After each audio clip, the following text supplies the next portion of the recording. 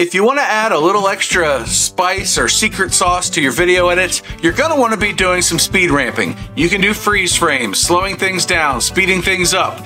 So welcome back to Creator Reality, my friend. Today we're going to dive into Davinci Resolve 20, which is out for public release now, and I'm going to show you how to do speed ramping several ways in the edit page of Davinci Resolve. And it might take a little bit of planning, but it can really just spice up a video. So let's dive into Davinci Resolve and I'll show you what we're working with. So here we are in the timeline, and if you see these blue dots here, those are markers. You bring your playhead somewhere, and you can either click this blue icon or Control-Z to undo. You can press the M key, and it'll create a marker. I've done this so I know where my speed points need to be. As usual, you came here for one thing, but you're going to get so much more. So I really hope you enjoy this one. I also have 4 clips here, and I want to join those together before I do my speed ramping. So if I come click in between here, and I've got my snapping icon on, you can click it here or press the N key on your keyboard.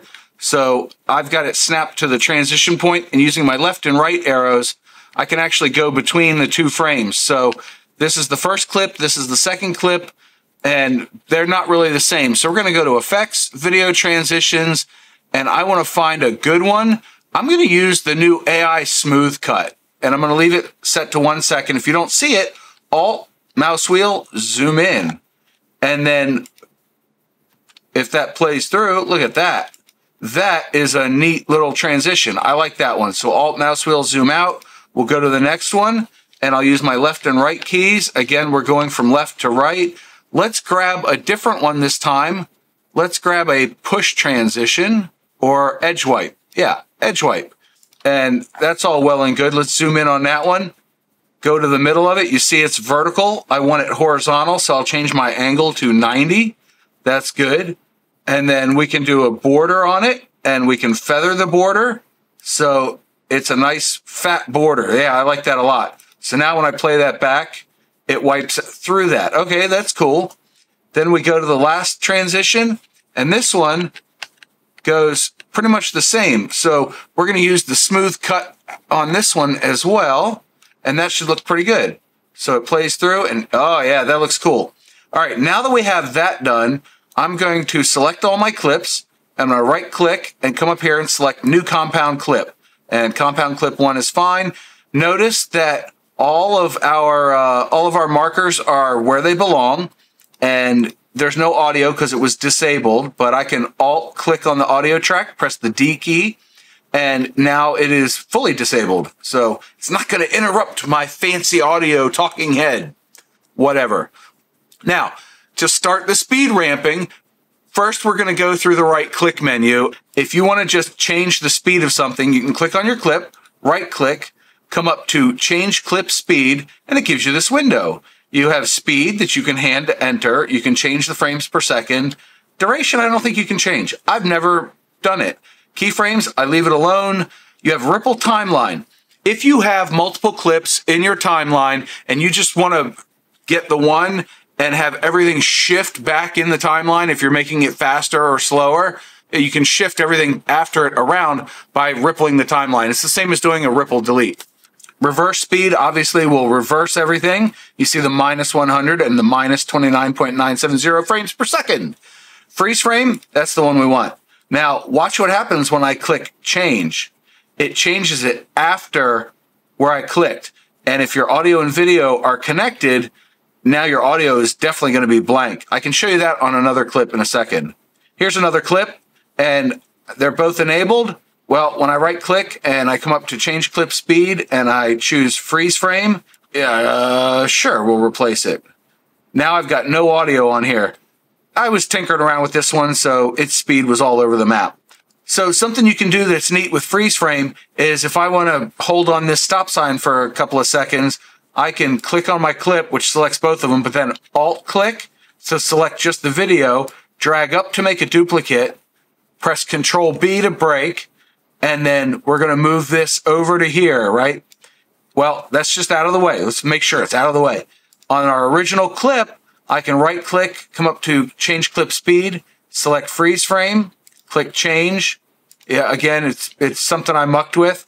We can get rid of that by selecting it and pressing backspace. But now, let's say I want this to last 2 seconds. I press Control D, and it's 2222. That's pretty cool. I want it to last 3 seconds. So I'll type in 3:00, click change, and then I'll bring in the rest of our clip. So when it's played back, I'm riding along and, oh no, we're going to have to come to a stop. Oh, there's our stop sign. And then after 3 seconds, it continues playing with no other like stuttering or anything, no missing frames. It's just a neat way of doing a freeze frame very quickly. And then come back to our demo. So once again, right clicking, going into change clip speed. We've got all these options. It's all well and good. I can click on this and type in 250 and I want a ripple timeline, and you'll see it shortened everything up and it moved all my markers around. Control Z to undo.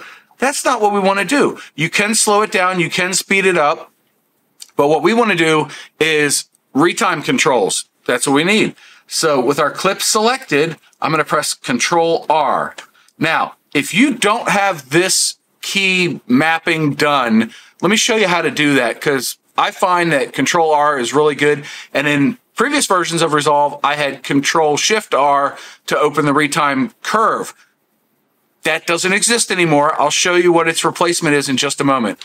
But to do that key mapping, come up to Davinci Resolve, Keyboard Customizations, and I want to type in Retime in the search window, and see there's my retime curve. It's right there, Control Shift R. It doesn't do anything, but clip speed, here we go, retime controls. So reset retime is Control Alt R, but retime controls is Control R. If yours is not set like this, you can click on the window, like I just click right here, and then I press Control R, and it'll set it, and then I click Save, and I'm done. Click Close too. So now, this is open, right? This is our retime controls. I'm going to go, and remember I've got snapping turned on. If I don't, I can click all over the place and get individual keyframes, whatever, individual frames. But I want to have snapping on so that when I click around one of these markers, it selects the marker. So all I'm going to do with our retime controls open is click the down arrow next to 100, add speed point. And I'm going to do that for all of these. Now notice they all say 100 on them because we haven't changed the speed of anything yet. But I know that I want to change the speed here to 200. That's fine. And now the markers are all going to be screwed up. But we've created all the markers we needed and we used them. So it's no big deal. And you'll notice that it's shortening things. If I press Control Z to undo, the clip comes to out here. Control Shift Z to redo, and it's shorter. And then we look at this clip. I want to do this one at 1x speed. And then this one we're going to do at 400. And then this one we're going to do at 200. We're just going to change them all around, right? So all you do is click your down arrows, and if you don't see all the text you need, Alt mouse wheel to zoom in.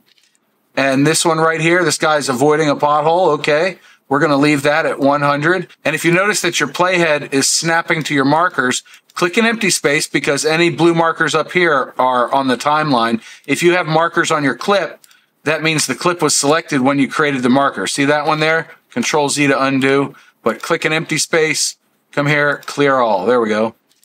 So now we've got this guy riding along, and then we've got our transition. So I want this to be a lot faster, right? So we're going to change this to 400 or 800. Yeah, let's make it real fast. And then this one, I moved the camera a little fast. So I want to drop down and change it to 50%. And now you'll see instead of blue arrows, we have yellow. I guess they're triangles. But then our next clip is right in here with the bridge, and we want to leave that at 100. So now we have our clip, and it's got all the keyframes done. There are some other things that we can do with the retime controls as well. Let's go in and let me show you those. So here we have another clip. I've already added 2 speed points, and I've changed the speed of the middle one. But I want to show you, if you grab this top handle here and drag it back and forth, you're now changing the speed of the preceding section of your clip. Control Z to undo. If you grab the bottom portion of this handle, you're now changing the frame of where this happens. And you'll see the end of my clip keeps changing. Control Z to undo. Now I've duplicated the clip. I'll press Control Alt R and reset it to 100. you can see that I can just grab the end in this little bar here and I can change my speed. So that's pretty handy stuff to have. So if you're looking at a clip like this, you're like, oh, I just need to speed it up a little bit. Control R to open up Retime controls, grab the end, and boom, now we're at 247. Bonus tip, if you have Studio, if you have the free version, you have some of these, but the Studio version has some things to interpolate the missing frames. Really handy if you slow things down. So if I have my clip and I slow it way down to like 48% and I click somewhere random, it looks a little bit choppy, and especially when I'm moving, this area looks kind of choppy. So what I'll do is come into my inspector, go into the video section, scroll down, and you have Retime and Scaling, and you can choose Retime Process, Nearest, Frame Blend, or Optical Flow. If you have Studio, you get Optical Flow, so I'm going to choose that. And Motion Estimation, I can't talk tonight. I'm going to choose AI Speed Warp Better, and then it's going to not want to play back at all, right? Well, you know what? It's not doing too bad. But pro tip, you can right click on it, come up to Render Cache Color Output, and wait for this to render out. There it is, the red line. It'll render it out blue. Sometimes you have to start playing a clip and then it'll work, but generally I find that Resolve will figure it out and do the thing for you. And it's already been a couple of minutes, so I'm just going to play through, but you'll see it plays nice and smooth now. And Resolve is interpolating all the missing frames so that the action is nice and smooth. See those cars all moving? Everything is buttery smooth now that it's going in here. And I accidentally clicked on this. It's like an 8-minute clip or something. But you'll see just how smooth the action is just on screen here. I think that's pretty slick. That's good things to have, right? Good things to know. Boop the like button. Hit the subscribe button. Ask a question down below of something else you want me to cover in Resolve. Yeah. How do we look at the keyframes, John? I know you're wondering. Let's dive into that. There's two ways to show them in Resolve 20, so let's start with the first one, the easy one. Notice that I have Display Stacked Timelines selected. And with that, I can't click on this keyframe icon. But if I click on the timeline icon, uncheck Display Stacked Timelines, now this one's lit up. This is the keyframe tray. And you've got your parameters and you've got your speed. And if you don't see everything, come up to where you see this icon or mouse cursor and drag it up. And then you can drag this up and you can see more parameters. But we have Retime Speed and Retime Frame. So if I click on one of these and drag it around, it's going to move the frames around, Control Z to undo, but then we've got the Retime Frame and it's going to change our speeds. Notice my speeds are changing, Control Z. So if you get them close and you need to muck about with them, you can do that there, but you don't really get a ton of control out of this. So I'm going to hide that tray to make room. And then I'm going to come up here to the new keyframes icon. And there's a bunch of icons missing here. We need this vertical mouse cursor and we drag it over and you'll see more icons pop up over here, and especially more in just a second. Again, we have Retime Speed and Frame, and you see all of our keyframes and you can't move them right there. But if I click on this one, it moves it around and everything is being reflected in the timeline. So we have speed, that's the master, and then Retime Speed and Retime Frame.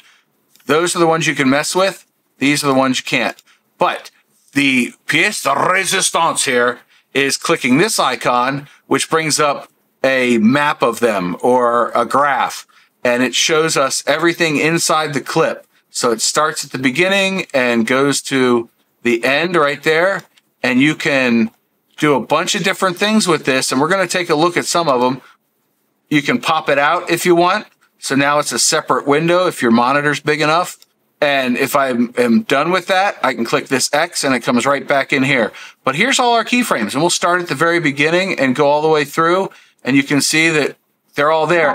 Editing, John, I missed one. There's an extra thing we can do with the keyframe editor here. Let me show you. So with our clip selected and the keyframe editor open, you can actually Alt mouse wheel to zoom in, and I'm going to go into the middle here where it's biggest. And you see over on the left-hand side, you've got a scale. So it's -10, -5, 0, 5, and 10. You can grab the line here and see how it says Retime Speed 8. This is our 800% section. So if I click here, 800%, and we can drag this up and down. So if I hover over it, you see the two triangles? We can drag it up and down so that you can fine tune how fast or slow your clip is. Control Z to undo. Now back to the video. But if I zoom in, and we can use this to zoom in here, and if you click in this open space, you can drag it around. Yeah, they're all square. We don't want them to be square. What's going to happen now is the speed is just going to jump from 100 to 200 to 400 to 100, etc., etc. What we really want it to do is a smoother transition from 400 to 100, or, you know, whatever the speeds are. You want that to be buttery smooth. We're going to make that happen. So again, I'm going to zoom out, and I can zoom all the way out here, and I can click in empty space, press Control A, and then up here we've got a bunch of icons. And we have linear, which is what they are now, ease in, ease out, and this is the big one, ease in and out. So if I click on ease in and out, you can see that they all got smooth. If you want to extend them, we can click in here and we can zoom in, and you can lasso select a keyframe and then drag it out so it's a longer transition. There we go. And it only lets you go so far. So if I zoom out a little bit, you can see that if I select these two keyframes, they now overlap right here. So it won't let you drag them any further past, but you can select two of them and then drag them in and out. How cool is that? So you can make all of your keyframes and all of your speed transitions just totally the same across the board, which I think is really cool. And it was a lot more kludgy to do this in Davinci Resolve 19. So if I come in here, and since I didn't do this earlier, if I Alt and drag to create a duplicate, press Control R to open our Retime controls. And now this clip is selected over here, right? If I come in here and I click in empty space, hold Control, press A, it selects all the keyframes, click linear. We can play through part of this, and you'll see that things are going speedy, and then all of a sudden, boom, it slows down. And then when we get to the next one, and I'll Alt mouse wheel to zoom in, you'll see that it's going to go super fast, and then boom, it stops. It's just back to 1x speed. Now, if I play the same section of our smooth clip, which if I click on it, see how it's smooth over here? As I'm going along, you'll be able to see that the transition is a little bit smoother. See that? It slows down a lot more gradually, so it's not as jarring to the viewer. And going to the next transition, it's going to speed up and slow back down. And then when we get to 50%, we've got this clip. There it is. And it slows way down. And if I come over here and hit play, this is our linear one, you'll see it just stops. I mean, it's a hard transition. Not good. So now what else can we do to add some secret sauce to this? Because the video is running long. An adjustment clip with a blur on it. It's a simple fix, right? I'm going to drag my timeline down to show video 2, the track. And then where I've got my fast, I'm going to Alt mouse wheel to zoom in. Where I've got my fast sections, like right there, I want to come up to effects. And we're going to move this back over. There we go. And then we need effects, adjustment clip. And we're going to drag it on. And then we want to come over to filters, and we have a bunch of different blurs. We don't need a zoom blur. We need a directional blur because this one's going to move, right? Yeah, so this one's going to move. So what we do is Alt mouse wheel to zoom in, grab our little white handles and bring them in. And then we want to adjust the time so it starts before the transition and ends after it. And then this is going to create a little bit of shows the movement. Look at that. How cool is that? And we can do the same thing over here by Alt dragging our effect all the way over, zoom in, and then we create our handles right there, and boom, it's going to show them sped up. Of course, it's not all that smooth, but that's okay. Yeah, it looks pretty cool. Just a little something you can do to show movement. Depending on the clip, it makes more sense or less. It just depends on what style you're going for. And hopefully now you're a master of speed ramps, right? Hopefully you learned something. If you did, boop the like button. Please consider subscribing and ask any questions you have in the comment section below. Until next time, I hope you're having a great day. Go check out this video that YouTube has picked for you. John out.